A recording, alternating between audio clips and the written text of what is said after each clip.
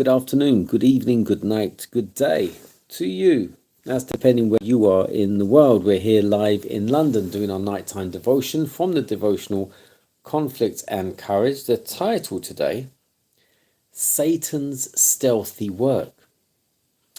Ephesians 6 verse 12. For our fight is not against any physical enemy. It is against organizations and powers that are spiritual. We are up against the unseen power that controls this dark world and spiritual agents from the very headquarters of evil. And that's from the Phillips Bible. For we wrestle not against flesh and blood, but against principalities and powers in dark places. That's the King James. The Bible has little to say in praise of men.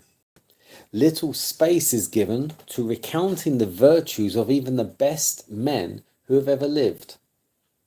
This silence is not without purpose. It's not without a lesson.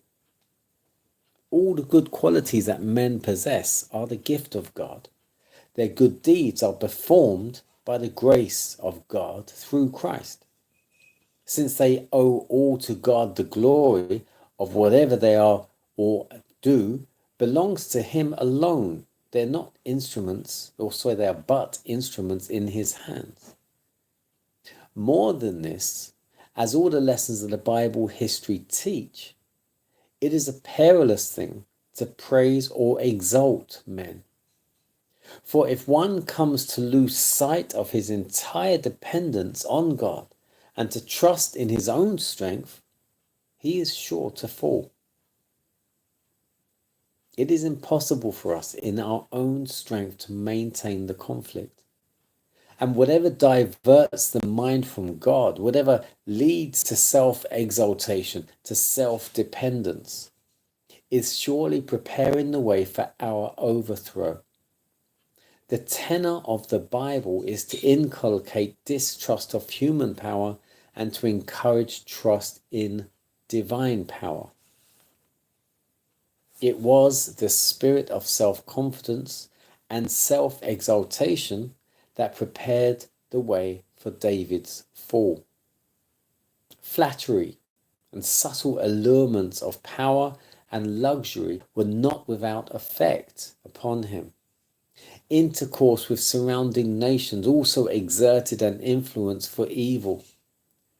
According to the customs prevailing among Eastern rulers, crimes not to be tolerated in subjects were uncondemned in the king.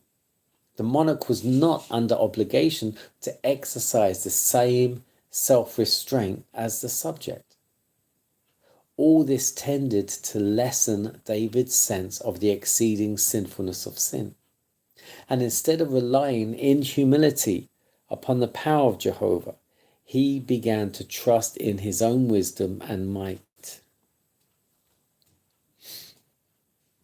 As soon as Satan can separate the soul from God, the only source of strength, he will seek to arouse the unholy desires of God's carnal nature. The work of the enemy is not abrupt.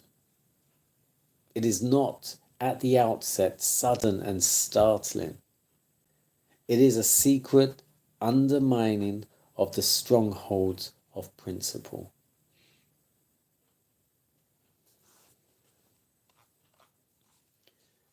The title's Satan's Stealthy Work.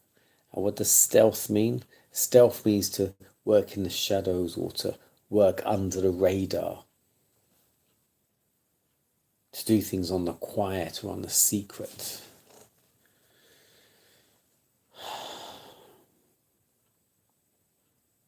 So the Bible has little to say in praise for man or men.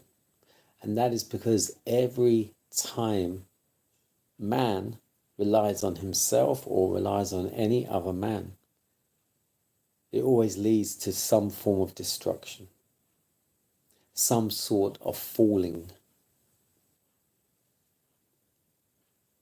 We can only lean upon God, Lean not upon your own understanding, and in all things give thanks. We must lean upon God.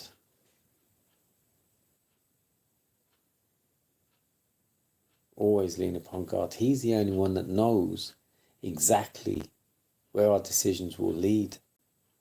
And so if we don't make those decisions, we leave him to make those decisions for us. So we consult him before we make those decisions. Then we can never go wrong. But if we just rely on our own decision making, our own wisdom, that would almost certainly lead to the wrong road and self-destruction.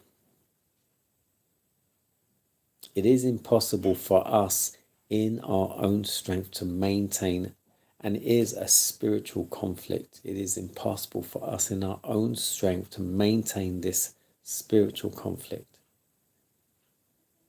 And whatever would divert our mind from God, whatever gets in the way between us and our God, then that should not be in our lives. And we must refocus our minds on God again. And I'm preaching to me on this one. The whole tenor of the Bible, the purpose of the Bible, is to inculcate distrust of human power and to encourage trust in divine power. Bible, basic information before leaving earth. Bible. The purpose of the Bible is to point us away from ourselves and up here to him.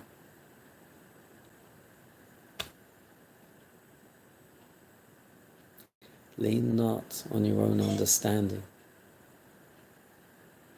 because you don't understand. We do not understand. We may think we do, but we don't.